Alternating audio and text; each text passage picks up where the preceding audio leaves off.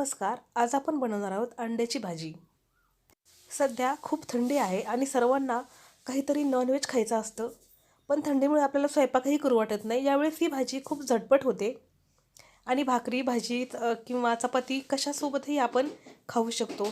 Even आपण एखाद्या भातासोबतही ही भाजी व्यवस्थित प्रकारे खाऊ शकतो. चला तर सुरुवात करूयात.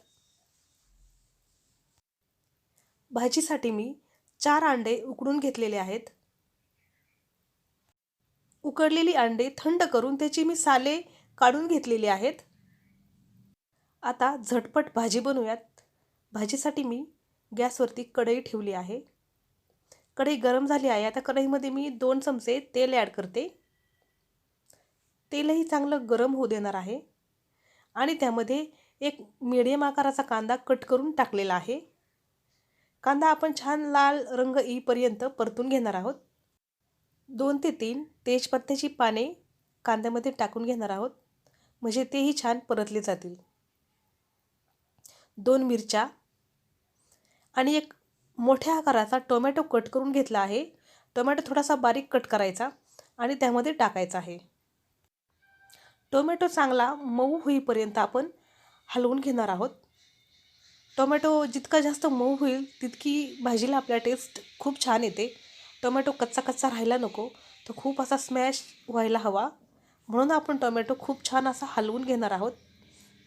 टोमॅटो हलवत असतानाच आपण यामध्ये बाकीचे मसाले ॲड करून घेणार आहोत, सुके मसाले. सर्वप्रथम मी एक छोटा चमचा मटण मसाला ॲड केला आहे. रेनबो मटण मसाला आहे. त्यानंतर मी तर्री मसाला ॲड केला आहे 2 चमचे. तो तिखट नाही आहे, फक्त त्याला भाजीला तर्री येते, तो तर्री मसाला आहे. त्यानंतर साठवण येथील मसाला 1 चमचा आणि कांदा लसूण मसाला अर्धा चमचा. हळद 1 चमचा. आता आपले मसाले ॲड करून झालेत. आपण छान हलवून घेणार आहोत.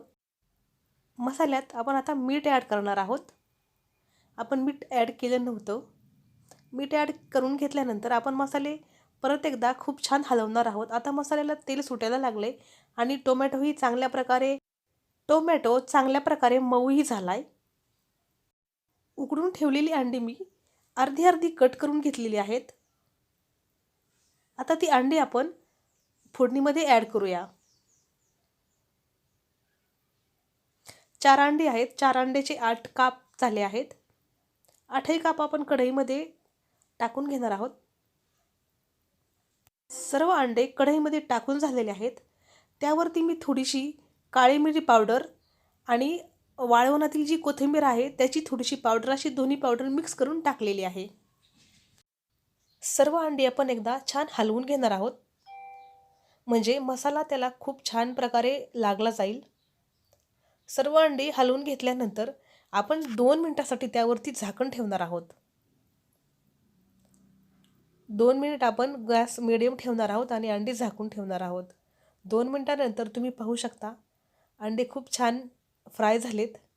त्याला मसालाही खूप छान लागला आहे आणि आपण जी कोथिंबीर टाकली होती, ड्राय कोथिंबीर आणि काळी मिरी, त्याचा वासही खूप छान येतोय. अंड्याला खूप छान त्याने चव आलेली आहे. परत एकदा अंडी हलवून घेऊया. झटपट होणारी आणि खूप चविष्ट लागणारी अंड्याची भाजी तयार आहे. या भाजीला आपण चपाती, भाकरी, भात कशाही सोबत खाऊ शकतो. खायला ही भाजी खूप टेस्टी लागते. तुम्हाला ही रेसिपी कशी वाटली हे मला कमेंटमध्ये नक्की सांगा आणि घरी एकदा नक्की ट्राय करून पहा. ही भाजी खूप छान लागते. व्हिडिओ आवडला असल्यास लाईक करा आणि जवळच्या मैत्रिणींना शेअर करा. विसरू नका, सखी एक निर्मळ मैत्रीण आपल्या सर्वांची. सर्व मैत्रिणींना एक निवेदन, स्वतःमधील क्षमता ओळखायला शिका, त्यांचा विकास करायला शिका. चला तर मग परत भेटूयात अशाच एका नवीन व्हिडिओमध्ये. तोपर्यंत सर्व मैत्रिणींना बाय बाय, टेक केअर.